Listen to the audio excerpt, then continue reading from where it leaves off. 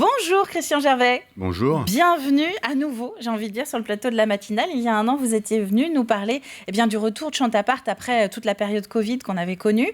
On va commencer par ça, tiens, justement. Comment ça s'est passé l'an dernier ? Difficilement les 15 premiers jours, puisque les 15 premiers jours, il n'y avait pas de convivialité. On a demandé un peu à tous les lieux de ne pas remplir comme habituellement les lieux. Et donc, ça s'est passé petitement, on va dire, sur les 15 premiers jours. Et puis ensuite, on est parti comme sur une autoroute, on va dire. C'était à cause des règles sanitaires ou c'est qu'on avait perdu l'habitude de cette convivialité ? Je pense que c'était à cause des règles sanitaires déjà. Il y avait le masque, il y avait à chaque fois qu'on ne pouvait pas boire un verre ou des choses comme ça. Donc c'était assez compliqué au départ. Ah oui, c'est un petit peu le principe de Chantapart quand même. Si on revient sur les fondamentaux du festival, l'idée c'est alors certes d'aller au spectacle, mais c'est surtout de recevoir chez soi les artistes. Tout à fait, recevoir les artistes de qualité, la scène française et la scène régionale, et puis surtout, effectivement, c'est créer du lien dans une petite commune, des gens qui ne se connaissent pas forcément, et puis la convivialité avec tous ces gens-là. Et se retrouver avec des chanteurs dans son salon ou alors dans sa cuisine. On le voit d'ailleurs parce que Antoine a lancé les images. Ça, c'est quelques extraits. C'est uniquement l'année dernière, justement, ou c'est c'est juste avant le Covid, en fait. Ah oui, donc c'était la période d'insouciance, on va dire. Hein. C'était au moment où, effectivement, parce qu'on voit à un moment, le chanteur, il est avec la cuisine derrière, on voit les casseroles, etc. Donc, il y avait toute cette proximité, l'installation, évidemment, qui se fait dans des lieux. Est-ce qu'il faut d'ailleurs que, quand on souhaite accueillir ces artistes, on réponde à des critères bien précis d'espace, notamment, chez soi? Il faut pouvoir accueillir 45 personnes. Alors, ce n'est pas forcément des maisons excessivement grandes, mais c'est une maison raisonnable, une pièce raisonnable, on va dire. Et puis ensuite, on fait attention un peu aux sorties, pour la sécurité, pour toutes ces choses-là. Et puis ensuite, c'est ouvert à tout le monde, voilà. Et vous en avez beaucoup des prétendants ? Eh bien, cette année, on a 17 nouveaux lieux. Vous voyez ? Nouveaux lieux, oui, d'accord. On a 17 nouveaux lieux, donc c'est une première. Alors effectivement, je crois que cette année, il y a une motivation supplémentaire avec ce qui s'est passé les dernières années, en fait, pour pouvoir accueillir. Il y a cette envie de faire revenir la culture un petit peu partout et notamment chez soi. Alors on va demander justement à Antoine de nous projeter la carte de la région, tout d'abord des Pays de la Loire, puisque Chantapart, ça ne se cantonne pas à la Vendée. Vous allez bien loin, j'allais dire, c'est-à-dire que vous allez même au nord de Nantes. Exactement.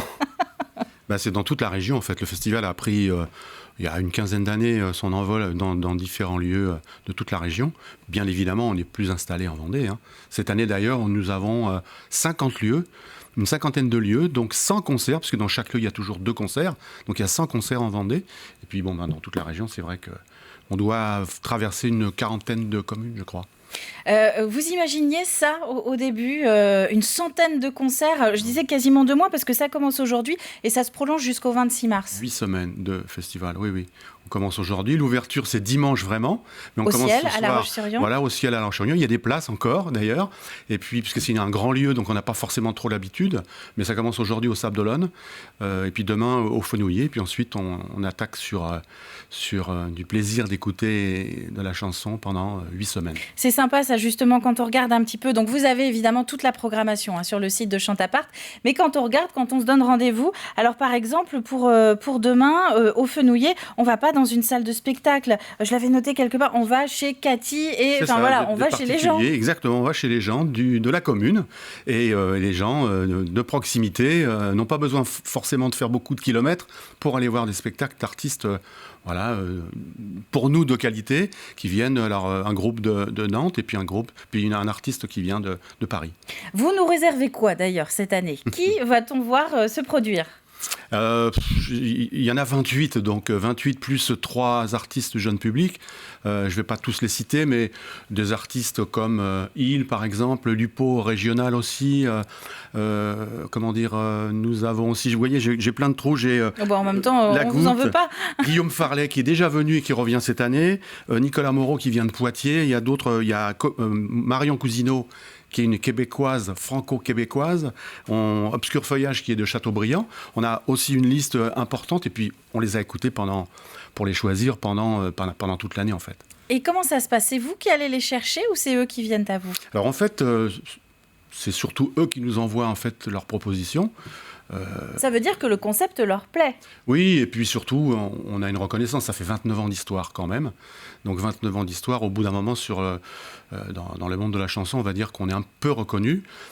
Et donc on reçoit beaucoup de propositions. Mais ça ne veut pas dire qu'on ne va pas voir de spectacle. Et puis, voilà, il y a une relation qui se fait en parlant du festival. Est-ce que les propriétaires, en tout cas les personnes qui accueillent aussi les concerts chez eux, ils peuvent vous soumettre des idées ? Ça arrive, bien sûr. Oui, ça arrive. Surtout, alors déjà, ils nous soumettent, et puis surtout, c'est eux qui choisissent les artistes pour aller chez eux.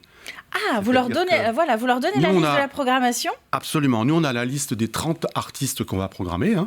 Et puis ensuite, ils viennent, ça se passe au mois de septembre, ils viennent voir ces artistes-là qui sont sur une journée de présentation du festival. Et c'est là où tous ces lieux-là choisissent une liste d'artistes qu'ils voudraient avoir chez eux. On a un peu l'âme d'un programmateur de festival dans ce cas-là. C'est exactement ça. Ils sont transformés en directeurs de théâtre et le lieu est transformé en théâtre éphémère, en fait.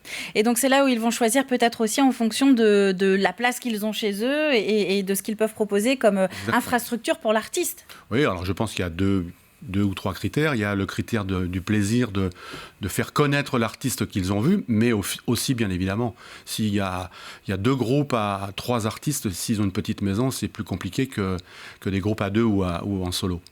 Où en est-on au niveau des réservations là ? Est-ce que vous avez un petit peu une visibilité ? Est-ce qu'on sait si justement c'était attendu et que là il y a déjà des dates qui affichent complet ? Alors dans les maisons, je pense que dans les lieux un peu plus petits, je pense que ça marche bien.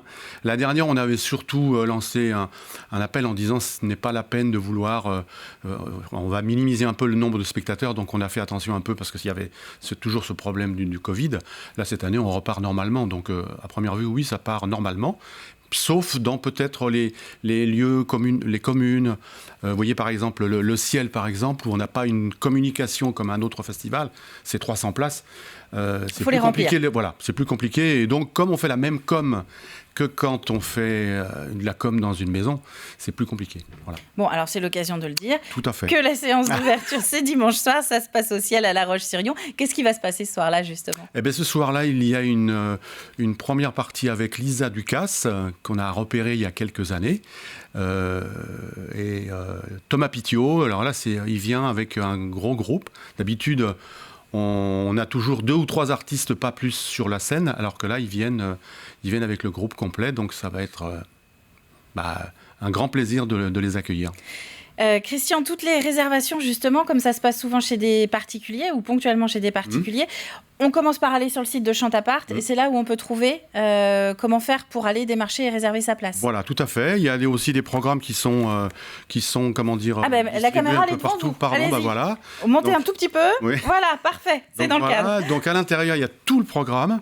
Et puis bien évidemment, il y a sur le site chantapart.fr pour réserver chez les particuliers ou même dans toutes les communes en fait. Bon, eh bien, tout est dit. Vous l'avez noté, Chantapart, c'est à partir d'aujourd'hui. C'est jusqu'au 26 mars. L'affiche, là, voilà, vous allez sans doute repérer le logo. Merci, Christian Gervais. On retient l'adresse du site internet. Quant à nous, eh bien, on ne peut que vous souhaiter un bon spectacle. On va passer au jeu maintenant.